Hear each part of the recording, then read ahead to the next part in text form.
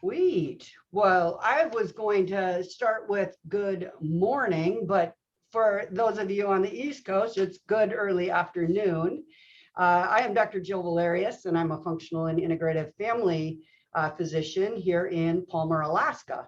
I have a personalized medicine membership-based practice.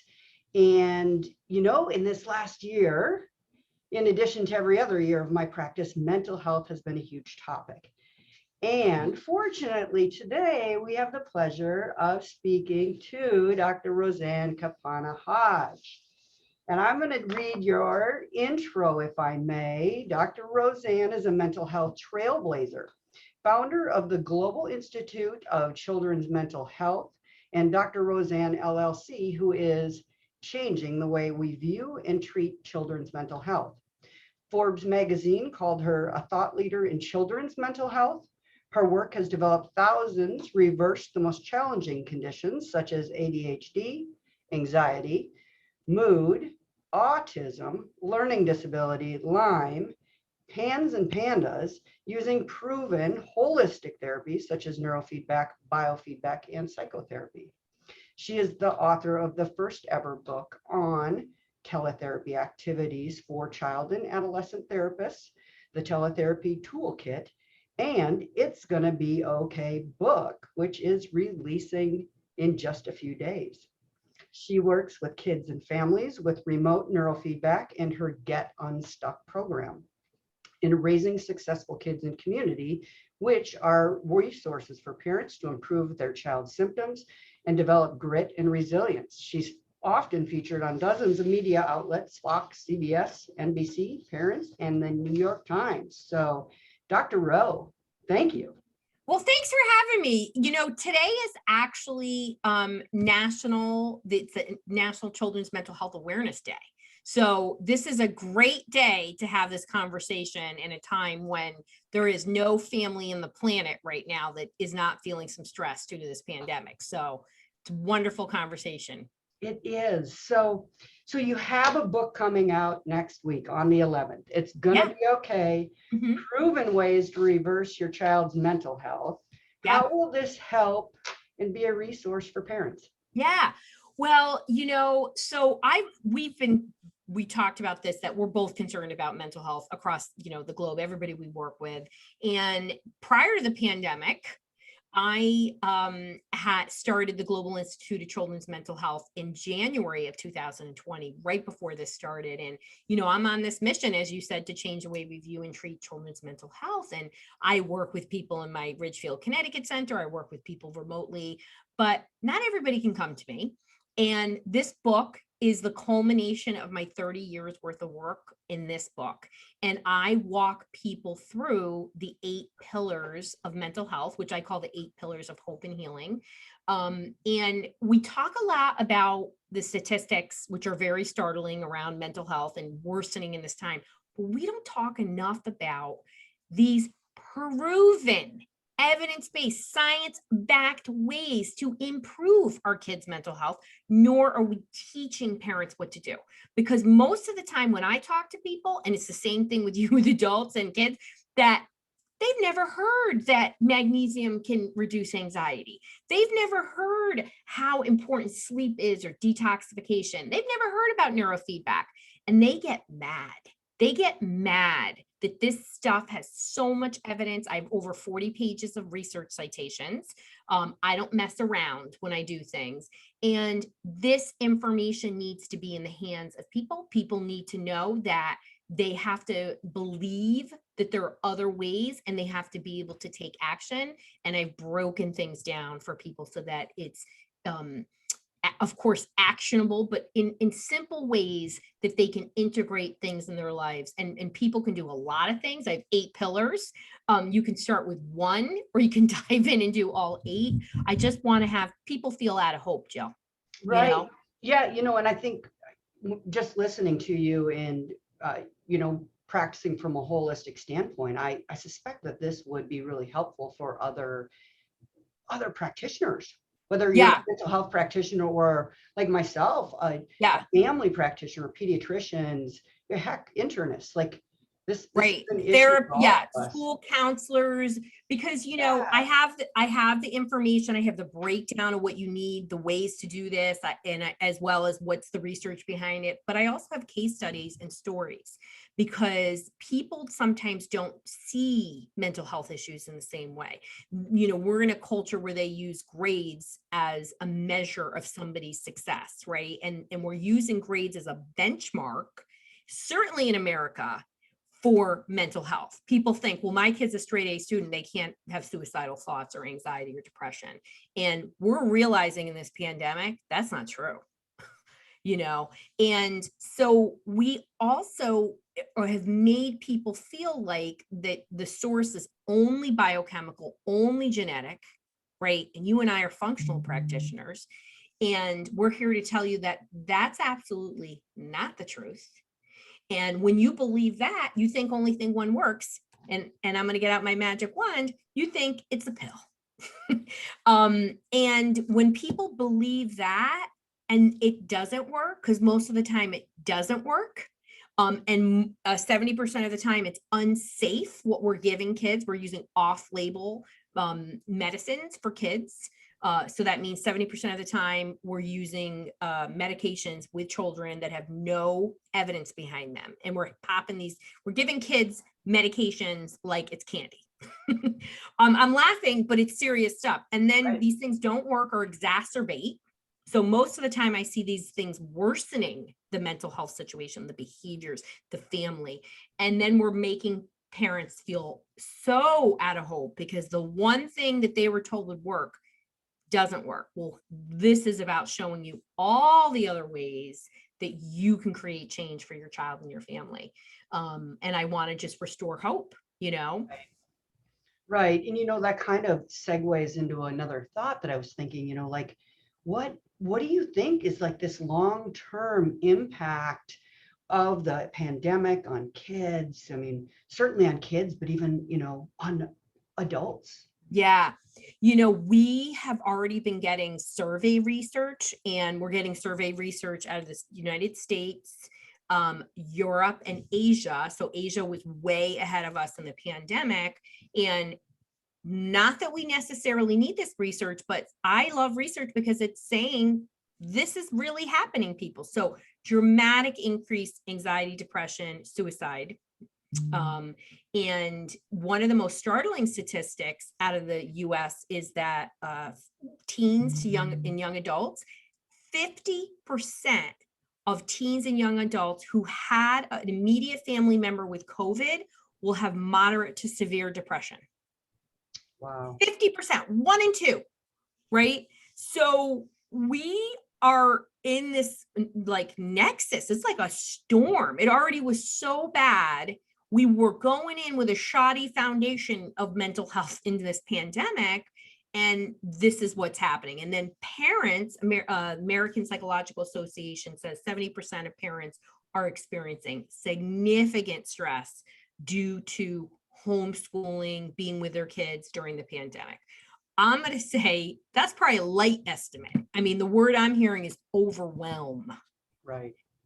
So, what are long-term impacts? Like what's going to happen, right? So we have to think about there's protective factors, right, that protect you from having mental health issues. Maybe people don't know that. And then there's risk factors. So the greater risk factors you have, like prior mental health issues, a family member who's really struggling, a history of trauma, poverty, low income, these are all risk factors that put you at a higher risk of having long-term mental health problems. Those are the same risk factors that are going to impact us right now. And then protective factors are things like good coping skills, and having family members who are moderating and managing their own stress, and not having health issues. Those kind of things can be really, really helpful. But we know people that, some people, no matter what the stressor are, they have a sunny outlook, right? And so, a resiliency mindset is about how you view, manage, and recover from stress. And when you just don't view stressors in the same way because your nervous system is regulating and it's not going to affect you in the same way, you're going to not have the same long-term impact. But, Jill, we should expect, there to be, an unfolding that will develop as we move through this, as kids go back into school. Teachers are traumatized. Some kids may be traumatized. Being around other traumatized kids can be very triggering. We don't know exactly what's going to happen, and some kids are going to fare better than others. Right. So that brings up a couple of follow-up questions. I think, there's two things that I'm thinking about. Number one, resilience, which I have spoken with my community and tribe a lot about, especially in this last year, because I think that's just been highlighted. So resilience would be number one. And then another really a concept or term that you have coined, reentry panic syndrome. So let's talk a little bit about maybe resilience, and maybe we can certain people who've heard me speak know a little bit about vagal nerve, there's lots to unpack, hours of discussion. Yeah. I mean, and you're talking about how our body and our brain manages stress ultimately. And, in the beginning of the pandemic, I coined this term called reentry panic syndrome because people were first re-entering the world in May of 2020. And some people were having mental health issues for the first time in their life. I had people in my life at that time who were falling apart. And I was like, what is going on? It was almost like you wanted to walk up to somebody like in the movies and give them a smack in their face and say, hold on, people had such an overwhelm and a panic. And it's valid. Like, everyone's feelings and experiences are totally valid. And when you're distressed, it's okay. You just can't live there, right? So reentry panic syndrome, as we now have, COVID anxiety, and we have these different variations of it, there is a valid fear about infection that is the basis of this worry and this anxiety for a lot of people, right? We were talking beforehand, we're going to an event, and some people are very anxious about going to this event because it's a large event and it's the first time people are going there, right? So when it comes to re-entering the world and you're having anxiety, you can't just jump into the deep end. You've got to moderate it and move in there, right? And so what I developed was something called the REPS protocol, and we can tie this back to resiliency, right? Because in order to be resilient, right, you must, the most resilient people simply don't view stressors in the same way. You can have two people, right? I had this funny thing happen to me where my car broke down on the highway, and you know how we have these talking cars, Jill? And my car said, pull over immediately, engine something. And I was like, what? Of course, I'm a mom. I had my 10-year-old in the car. We had somewhere we had to be. So Giancarlo looked so distressed, right? And I was like, Giancarlo, listen, here's what's going to happen. Mommy's going to roll off the highway. We're going to go right to where Panera is because we're going to be hungry. And, he was like, don't you want to just pull over immediately? And I was like, it's okay. That's all right. Don't worry about it. We're going to be okay. So he was like, okay. He took his cues from me.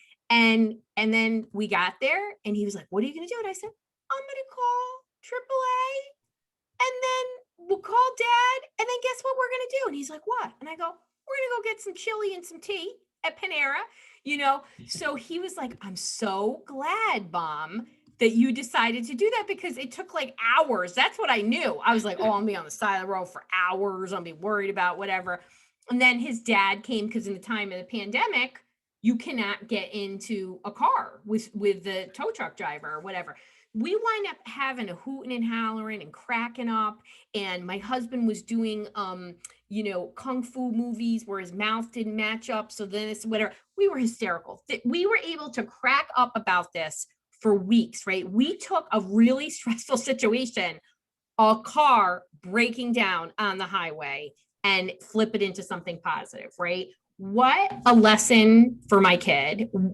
What I handled it in the best way. I had to pull my stuff together because maybe if he wasn't there, I would have been like, and every potty word would have come into my mouth. But I take care of my nervous system, Jill, like you do too. And so that means every day, at least once a day, but typically it's multiple times a day. I do things like breath work, biofeedback, PMF. I am a gratitude person. The word grateful comes out of my mouth and is written in text. I don't know how many times in a day. And just positive affirmations and doing all of those things. Prayer, we did prayer this morning, and it builds that nervous system so you can be stress inoculated. And that's what that resiliency is really about. And so my reps protocol was a way to do that. And it's really simple. It's respirate, envision, positivity, and stress management. And it's breathe, see the success, say positive things to yourself out loud too, and then practice stress management. And, and it's been so great because I've actually been teaching it to companies and to kids and to different things. 4 simple steps to reducing stress. And when we really focus on that stress reduction, you get better physical and mental health. I mean, you can't escape stress. Right.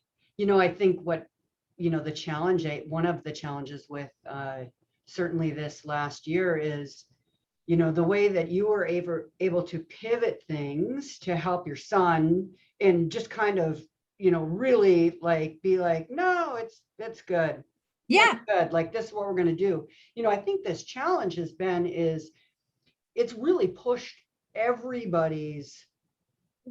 people's boundaries and limits of resilience. And so you think about a child that's stressed.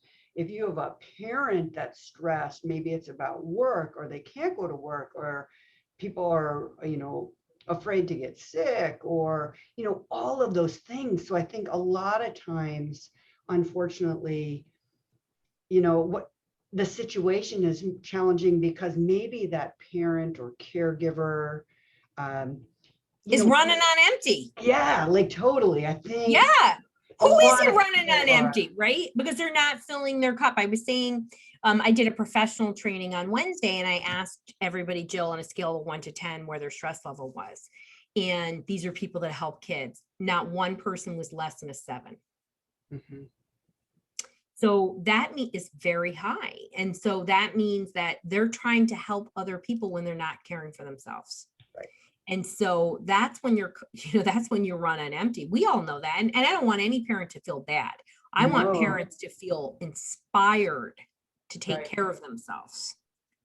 And that's the key. Like, there are things we can do. And I think it's so important that people understand that, like, these are effective. Like, this has been studied, right. And for each of us, and especially when I think about talking with caregivers, like, as hard as it is when each of us gets stressed or we're losing time, the first person usually that we stop caring for is ourselves, or we are the last to care.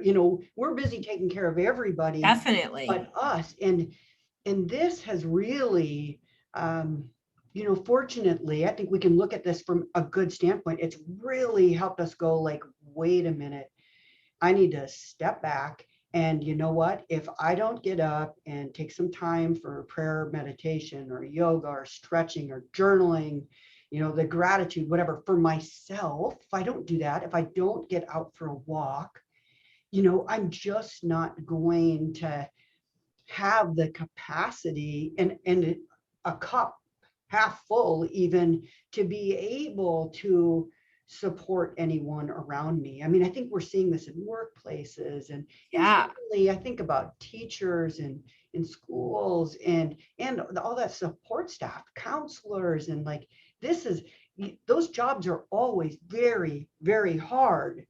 In my view, they seem very hard. So hard. Man, this is really, really, it's really stretched people. Very, very stretched. And there's self-care, is even deeper than what we think, right? So our children, is of all ages, right. They actually do something called co-regulate with us.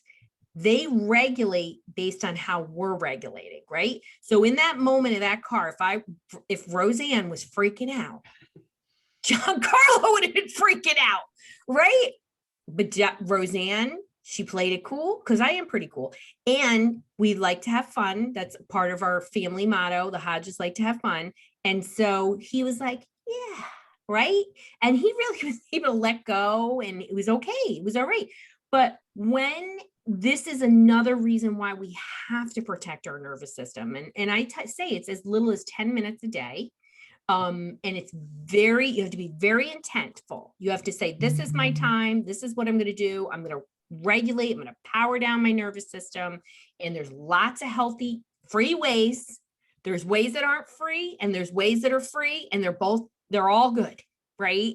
But you have to do it. Right. You can't just be like, oh, I want to, lose 20 pounds. And, you don't go to the gym and stop eating Doritos, right? If anybody still eats Doritos, not here, Jill, not with you and I, I always say the Cheetos company is going to come after me because I'm always knocking Cheetos. I'm like, but you have to do it. And your kids, what they do is there's an energetic component, right? If you're this, and your kid literally sees that, their subconscious is like, oh my God, I should be worried about when my boss wants to give me a review. And that translates every time the teacher talks to my kid, talks to me, I get nervous. And these are conscious. This is deep subconscious things. Our subconscious is running the show a minimum of 95% of the time, which is also surprising to people. So when we give that off, that, the confidence, which we're much more able to do when our cup is half full or full, right? But it only has to be half full, right? The autonomic nervous system can be sort of in the middle. It's great if it's down in the relaxed parasympathetic, I call it the hot tub state. But if it's in the sympathetic dominant state, it means your brain is like, what's going on? What am I going to do? I'm afraid. I should flee. I should shut down. That's literally the physiological response of your brain. And we can't outwit science. So let's take what we know about neuroscience. Let's use it to support our own mental health for ourselves and to be there as a role model for our kids. Right. Yeah, I would say our kids, our colleagues, our communities. Yeah. For sure. Our colleagues too, sister. You are our colleagues. Right. So let's talk a little bit, you've kind of hinted at a few different things, but different, natural therapies, diet, exercise, supplements, neurofeedback, and we talked about, like these are effective. So, why aren't they being used? Yeah. Oh, Jill, the story of this. I mean, there's a lot of reasons why it's being used. From number one, we do not have enough medical and a mental health providers trained in this information. So you're a physician and you can verify that almost no physician training programs train you in one nutrition course. Correct. Right. Yep. So our God on the pyramid of physical and mental health is a medical doctor. Okay. Well, I tell everybody, kick that person off. Sorry, Jill. Sorry, Dr. Jill, and put yourself here. Okay. And when we do that, we change what's happening, right? So this information is simply not being disseminated to people. And it's because the people who are giving medical and mental health information do not have that training. Why did Dr. Jill and I have this training? Because we went and got it. Right. And I didn't accept that people weren't getting better. 30 years ago, I was like, this is not possible. How could it be that this kid has great parents and a loving teacher and this, that, and whatever, and we can't lick this ADHD? I'm not going to, Dr. Rose not tolerating that. Off I went to the microfiche and found that there were so many things that I wasn't even learning about in school. And, when I brought these things up in grad school, my professors were really open. Like they were like, wow, I did a paper on neurofeedback in grad school and would have chosen for my dissertation, but there was nobody around. And that was not a good dissertation topic because it would have taken me like 5 years to get it done. And I was like, I got to get out of here. So I did parent coaching, in-home therapy with parents, which is super effective, but they just don't have this training, right? And then we have a system that is designed, physicians are taught mental health is biochemical and there is a pill for it. So they are now telling parents, oh, well, you have anxiety, you should take a pill. When I started 30 years ago, Jill, when somebody had a behavioral or mental health issue, they went to a therapist first. Right. Now they're given a pill and they're told, why don't you see how that works? And then you can decide if you want to go to a therapist. So right there, we're taking the therapy role and we're pulling that. And then therapists are pushing medications too. When I want to say things like, why do you recommend an essential oil? You know, if I post that in a Facebook group, forget about it. Be like World War III in there. How are you trained? Well, I am trained and I do have these certifications and I've done all these things. So lack of training, lack of getting this out. And what's happening in the last 10 years is that people are sick and tired of being sick and tired. And they're sick of like, they're going on these meds and not only they're not working, they're getting terrible adverse reactions. I have had more clients than not get things like psychosis, severe agitation, personality changes, food restricting, horrible pain. I have a client with a psychiatric induced lupus, medication induced lupus, where the doctor's like, yeah, you have lupus from this medication. Doesn't tell her about anything else she can do. When she said, oh, I found neurofeedback and I'm going to do an anti-inflammatory diet, they were like, great. And then she said, why didn't you tell me that? He's like, well, this is what I do. How about that? So parents and people are uprising and they're really saying enough and they're looking, and which is part of, this is my work. This is my 30 years worth of work in this book written for people to take action on. Yeah, so true. And, right. Do you have another thought on that? No, it's unfortunately it's a focus of our sick care system and we're very pharma driven. And when an average, provider has some, whether you're a counselor, if you have like 20 minutes or you're a physician working in an office and you have 7 minutes, 15, like you're not going to be able to do any of those things. So no. And it's, the other part of this is people are believing there is a quick fix. They think because this is what it's prescribed, right? I wish I had taped in this morning, my little guy this morning, I was watching the news for the weather. I don't really put the news on in the morning. And there was a series of pharma commercials, right? And he said, Mom, why would you take a medication for your stomach that could cause you cancer and this and this and this? And I was like, honey, people don't want to do things like change their diet and work on their sleep and, get rid of toxic relationships and things like that, And he was like, wow, that's kind of crazy, he said to me. And I was like, oh, I wish I had taped that, right? And we just have to stop thinking that there's a shortcut, right? Because what I always say to people is you're working real hard and you are not happy. You are not feeling good. People who have long-term anxiety or depression, they're going to have chronic pain, they're going to have sleep problems, they're going to have a host of physical problems that coincide with it. And instead of putting all that negative effort that way, switch it, change it, make those lifestyle changes that bring health into your life, right? Me not freaking out on my car breaking down, that didn't happen overnight. Okay. I come from some pretty hot-blooded Italian people. This was purposeful, intentful work to change the way that I look at stress. Right. And, but I'm so glad that I did, because what it means is that every day I am a joyful person, and that is so important. And I'm modeling that for my kids, because ultimately in the end, I know we want a lot of things for our kids, but we really want our kids to have lifelong success, not just academic success, but friendships, work relationships, personal development. Like we want our kids to be like these rock star human beings in every day, not just in the big things. Yeah, no, I'm with you. In wrapping up, like, are there a couple of things that you could say in terms of promoting coping skills and resilience in kids besides modeling that yourself? Yeah. Well, for anybody who signs up who gets my book, you can go to itsgonnabeokay.com, and I have 100 ways to build grit and resilience and change coping. Awesome. There's part of the free gifts in that.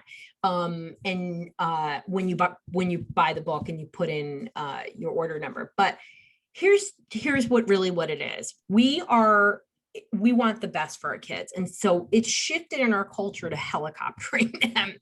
And if I could say anything to parents right now is focus on the little moments that build resilience and coping skills. So when your kid is upset because they didn't win a game or something like that, right? And they have a tantrum, or it's a teenager and they were excluded for something or whatnot. You're going to validate it. You're going to hear them, but you're also going to say, like the kid that was a poor loser, you're going to say, hey, you didn't win last time and you managed that. What was different?